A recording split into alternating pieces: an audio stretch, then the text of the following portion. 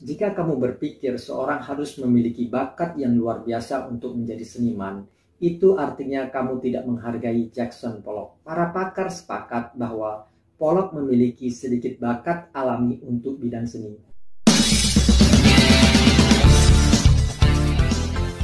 Channel ini saya buat karena hobi dan kecintaan saya terhadap dunia seni rupa, khususnya menggambar. Saya bertujuan mendokumentasikan proses belajar menggambar dalam video-video di channel ini. Sudah ada 20 video dalam channel ini, namun saya akan membuatnya lebih terperinci, step by step, agar mudah dipahami dan bermanfaat bagi kamu yang sudah mengklik dan menonton video ini.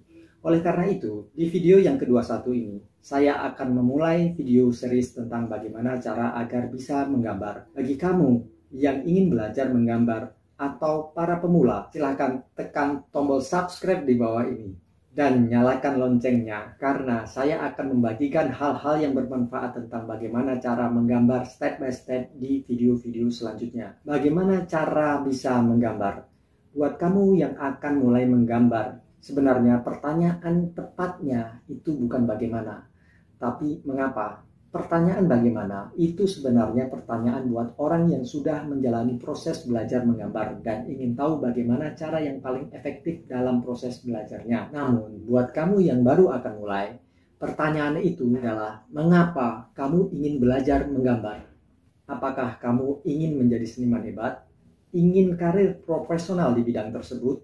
Ingin banyak uang dengan karya-karya yang dapat dijual dengan harga yang mahal, atau hanya sederhana, hanya kamu suka menggambar, atau bahkan mungkin jauh lebih sederhana lagi, karena ingin menyelesaikan tugas atau PR menggambar. Semua alasan itu tidak ada yang salah. Tepatnya, kamu harus tahu alasan kamu ingin belajar menggambar. Semakin kuat alasanmu, maka semakin kuat tekad, komitmen, dan dedikasimu dalam belajar menggambar. Kenapa hal ini saya anggap penting? Karena alasan tersebut nantinya akan membentuk mindsetmu. Mindset adalah pola pikir atau cara berpikir. Cara berpikir kita itu akan menentukan tindakan. Tindakan-tindakan yang kita lakukan secara berulang-ulang itu adalah kebiasaan. Dan kebiasaan-kebiasaan itu membentuk karaktermu. Carol S. Dweck dalam bukunya yang berjudul Mindset menyebutkan bahwa terdapat dua mindset yang membentuk karakter seseorang, yaitu mindset tetap dan mindset tumbuh. Singkatnya, orang yang sulit belajar mengembangkan diri sebenarnya orang yang bermindset tetap, sedangkan orang yang mudah belajar dan dapat mengembangkan dirinya jauh lebih baik adalah orang yang bermindset tumbuh. Hanya karena sebagian orang dapat melakukan sesuatu sedikit atau tanpa latihan, tidak berarti orang lain tidak dapat melakukannya dengan latihan, dan kadang-kadang bahkan melakukannya lebih baik. Carol S. Dweck mengilustrasikan seniman besar Amerika Jackson Pollock. Jika kamu berpikir seorang harus memiliki bakat yang luar biasa untuk menjadi seniman, itu artinya kamu tidak menghargai Jackson Pollock. Para pakar sepakat bahwa Pollock memiliki sedikit bakat alami untuk bidang seni. Bila kamu melihat karya-karya awalnya, ketiadaan bakat itu tampak jelas terlihat. Mereka juga sepakat bahwa dia menjadi salah seorang pelukis terbesar Amerika abad ke-20 dan bahwa dia telah melakukan revolusi dalam seni modern. Dedikasi merupakan cara yang digunakan Jackson Pollock untuk bergerak dari titik A ke titik B. Pollock sangat terdorong menjadi seniman. Dia berpikir tentang seni sepanjang waktu dan dia juga mengerjakan sepanjang waktu. Karena terlalu bersemangat, dia meminta orang lain untuk membimbingnya secara sungguh-sungguh, serta mengajarinya hingga dia menguasai segala hal yang harus dikuasai dan mulai menghasilkan karya-karya orisinal yang mengagumkan. Semoga kisah Jackson Pollock ini dapat menginspirasimu dalam belajar menggambar. Mulai dari mana?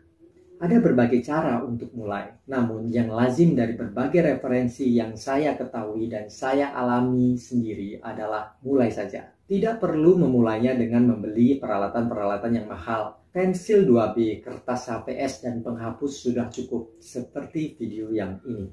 Kebiasaan buruk pertama adalah lantaran mengidolakan seseorang, kemudian melihat koleksi peralatan idolanya yang mahal-mahal, dan ikut memberi peralatan yang sama dengan idolanya tersebut. Kecanduan peralatan atau gear disebut gear acquisition syndrome. Oleh karena itu, mulai saja dengan peralatan yang kita miliki dan mulai berkarya.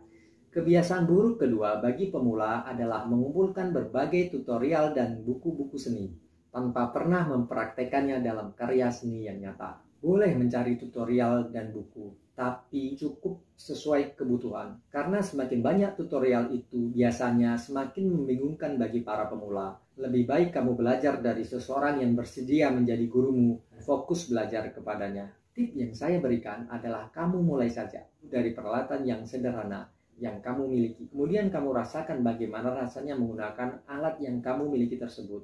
Bagaimana kekurangannya, lalu pelajari kekurangan tersebut dan mencari tutorial yang dibutuhkan untuk mengatasinya. Apakah kekurangan tersebut dari skill yang kamu miliki yang masih perlu ditingkatkan, atau kamu perlu mencoba alat dengan kualitas yang lebih baik? Misalnya, kamu ingin membuat gradasi dengan pensil grafit. Sebenarnya, kamu bisa membuat gradasi dengan hanya menggunakan satu jenis pensil 2B. Videonya ada di sini. Lalu, kamu mencoba sendiri namun belum puas dengan hasilnya. Maka kamu coba lagi, terus mencoba dan latihan. Tapi belum juga mendapatkan hasil yang diinginkan. Maka ada baiknya kamu beli satu set pensil grafit atau cukup 3 jenis pensil saja. Dengan demikian, kamu hanya mengeluarkan sedikit biaya, belasan ribu saja, daripada membeli dengan harga jutaan tanpa kamu pernah tahu bagaimana rasa mencoba secara langsung. Demikian juga dengan media-media lain, misalnya kertas, penghapus, penghalus atau dazzle, pewarna, dan lain-lain. Bagaimana cara kamu mulai belajar menggambar? Masukkan saran dan kritik pada kolom komentar di bawah ini. Subscribe channel ini agar kamu tidak ketinggalan pada video step selanjutnya. Dan yang terpenting adalah mulai mencoba hal-hal yang kecil dan sederhana terlebih dahulu. Satu kesuksesan yang membuat orang lain terkagum-kagum kepadamu itu sebenarnya adalah percobaan ke-100, di mana 99 kali sudah gagal pada percobaan sebelumnya. Semoga bermanfaat. Ciao.